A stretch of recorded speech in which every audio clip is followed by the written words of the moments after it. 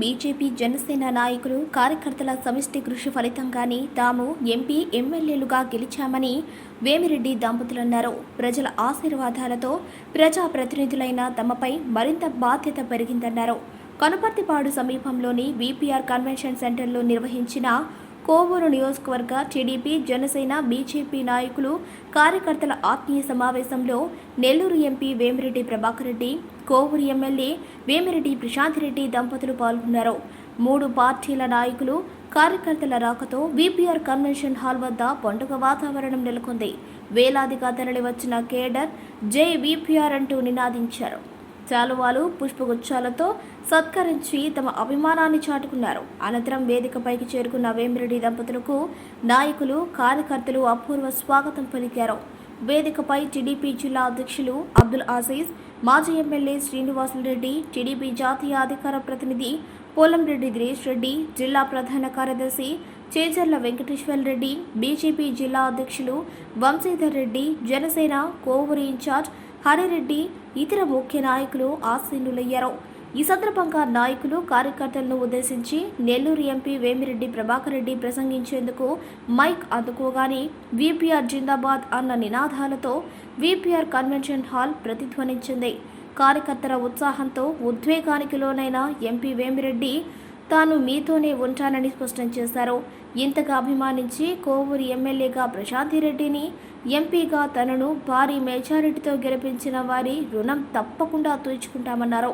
అబద్ధాలు చెప్పడం తనకు రాదని, తనకు తెలిసిందల్లా ఇచ్చిన మాట నిలబెట్టుకోవటమేనని అన్నారు.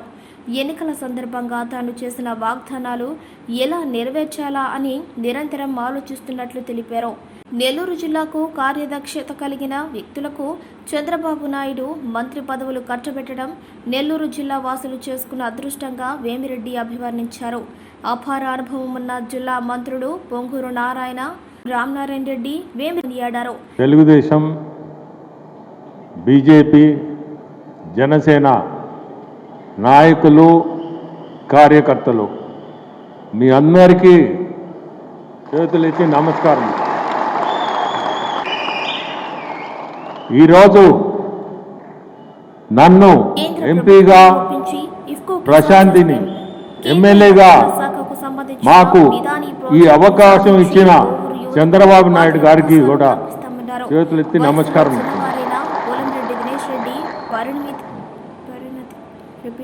మీ అందరి ముందు ఈరోజు ఇంత మెజారిటీతో గెలిచి మీ అందరినీ చూస్తుంటే కూడా ప్రతి ఒక్కరూ కష్టపడ్డారు.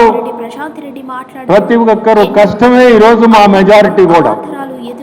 కష్టపడకపోతే ఈరోజు ఈ పరిస్థితులు లేవు.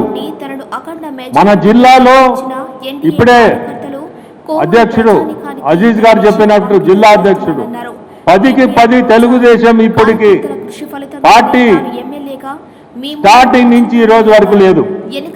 నాకు తెలిసి 8 సీట్లు వచ్చినట్టు గుర్తు. ఈ రోజు 10కి 10 మన నెల్లూరు జిల్లా, పాత నెల్లూరు జిల్లా సాధించడం అంటే కార్యకర్తల పుణ్యం. కార్యకర్తలందరూ కష్టపడి కసిగా ఓటు దగ్గరనే ఓటు వేయించారు. వేయించితేనే ప్రతి ఒక్కరు కసిగా చేయగలిగితేనే ఈరోజు మనం ఈ సభ ఈరోజు ఆత్మీయ సభ జరుపుకోగలుగుతున్నాం. ప్రతి కాన్స్టిట్యుయెన్సీ కూడా నాకు తెలిసి కార్యకర్తలు ఇట్నే కష్టపడ్డారు. లీడర్లు కూడా అంత మాత్రమే. దీనికంటే ఒక కార్యకర్తలు కష్టపడాలంటే లీడర్లు కష్టపడితేనే కార్యకర్తలు కూడా వాళ్ళ కింద, లీడర్ల కింద కష్టపడి ఈరోజు అందరినీ ఇక్కడే కాదు స్టేట్ అంతా కూడా ఈ మెజారిటీ రావడం, మన దేశంలోనే ఇటువంటి మెజారిటీ ఇంకెప్పుడు కూడా దేశంలోనే చూడబోదు, చూడలేము, మనము చూడలేము. ఢిల్లీకి పోతే మొన్న ప్రతి ఒక్కరూ ఆ మాట అడగడం, ఎట్లా మీకు ఇంత మెజారిటీ వచ్చింది? ఎందుకంటే అక్కడ వైఎస్ఆర్సీపీ పార్టీ అనేది ఎవరికి తెలియదు. జగన్మోహన్ రెడ్డి పార్టీ అంటారు. వైఎస్ఆర్సీపీ అనేది చాలా మందికి తెలియదు. జగన్మోహన్ రెడ్డి పేరుతో పార్టీ అనేది అందరికీ తెలుసు. అక్కడ జగన్మోహన్ రెడ్డి ఎందుకు ఇట్లా అయింది పరిస్థితి అని ప్రతి ఒక్కరూ అడగడమే. సరే, దానికి ఇప్పుడు సమాధానం చెప్పాల్సిన అవసరం కూడా లేదు, ఎందుకంటే మీ ప్రజలే చూపించారు దానికి సమాధానం. మనం దాని గురించి మాట్లాడాల్సిన అవసరం కూడా లేదు.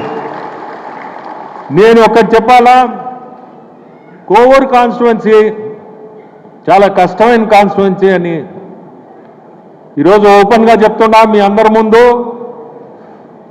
మాకు ఈ టికెట్ కోసం సీనన్న చాలా సాయం చేశాడు చెప్పాలంటే. మేము అడిగినప్పుడు వాళ్ళు కూడా మాతో దినేష్ ఇప్పుడే ఆయన చెప్పినట్టు అన్నా మీరు డౌట్ పడవలేదు, దినేష్ని చంద్రబాబు నాయుడు ఎట్ట చెప్పాడు అదే పద్ధతిగా చెప్తున్నా ఇప్పుడు మీ అందరి ముందు కూడా అట్టే చూసుకుంటాము. మీరేమి దాని గురించి ఇది కావాల్సిన మేము మార్పులు కూడా ఉండవు మాలో. ఓన్లీ థింగ్ ఏంటంటే ఇప్పుడే రూపు చెప్పినట్టు సూటిగా ఉంటుంది నాది. నేను ఏది ఉన్నా ఉన్నింది ఉన్నట్టు మాట్లాడతాను. అది కొంచెం కష్టంగా ఉంటాయి ఆ నిమిషం, కానీ లాంగ్ టర్మ్లో చూస్తే అదే సక్సెస్ఫుల్ అవుతుంది. నేను ఈరోజు పార్టీ మారి వచ్చింది కూడా అటువంటి విషయంలోనే. చెప్పింది ఒక ఇష్యూలో, ఆ ఇష్యూ వేరే విధంగా తీసుకొని దాన్ని నన్ను వేరే విధంగా మాట్లాడారు. దాంతో మనం చెప్పింది కరెక్టు, కానీ అది నచ్చలేదు. దేవుడు దయ వల్ల ఈరోజు దేవుడే నన్ను ఎత్తి ఇటు పక్కన పెట్టడం, ఈరోజు మీ అందరి ముందు గెలిచి మీ అందరి ముందు నేను నిలబడగలుగుతున్నాను. సీనన్న కోటి చెప్తున్నా, దినేష్ నా బిడ్డలాగానే నేను చూసుకుంటా, మీకేమి ఇబ్బంది లేదన్నా. ఆ రోజు చంద్రబాబు నాయుడు మన మీటింగ్ అయిన తర్వాత నాకు ఇంకోటి చెప్పాడు, మీరు మీ భార్యని ఎమ్మెల్యేగా పెట్టుకున్నారు, ఆయనకి ఎంత అనుభవం ఉంటే ప్రసన్న గురించి ఒకటే మాట అన్నాడు నాతో, ప్రసన్న నోటికి మీరు తట్టుకోగలుగుతారా? ఇదే మాట ఈరోజు అందరి ముందు చెప్తున్నా, ప్రసన్న నోటికి మీరు తట్టుకోగలుగుతారా? బాగా ఆలోచించుకోండి, ఆలోచించుకొని నాకు మీరు టైం తీసుకొని చెప్పండి అన్న. నేను మళ్ళీ నెల్లూరు వచ్చి ఇట్టన్నాడు, ఏంది ఎందుకన్నాడు ఆ మాట అని ఈమెను అడిగినాం. ఈమెం చెప్పిందంటే ఇంకొక అమాయకురాలు నాతో చాలా బాగుంటాడు, ఏమి సమస్య లేదు, నువ్వు పోయి మళ్ళీ చెప్పు అని.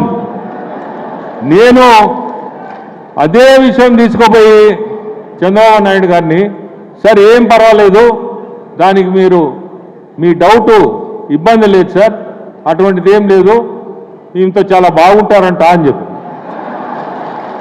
నాకేం తెలుసు ఏ రోజు టికెట్ అనౌన్స్ చేశారో ఆ దాడి మొదలైంది. అప్పుడు ఈ దాడికి సమాధానం నువ్వే చెప్పుకో అమ్మా, నువ్వే చెప్పావు ఆ రోజు నా చాలా బాగుంటారని. ఇప్పుడు సమాధానం కూడా నువ్వే చెప్పని ఆంకే వదిలేసినది. దానికి సమాధానం మటుకు మీరు నమ్ముతారో నమ్మరు, చంద్రబాబు నాయుడు గారు ఫోన్ చేసి నాకు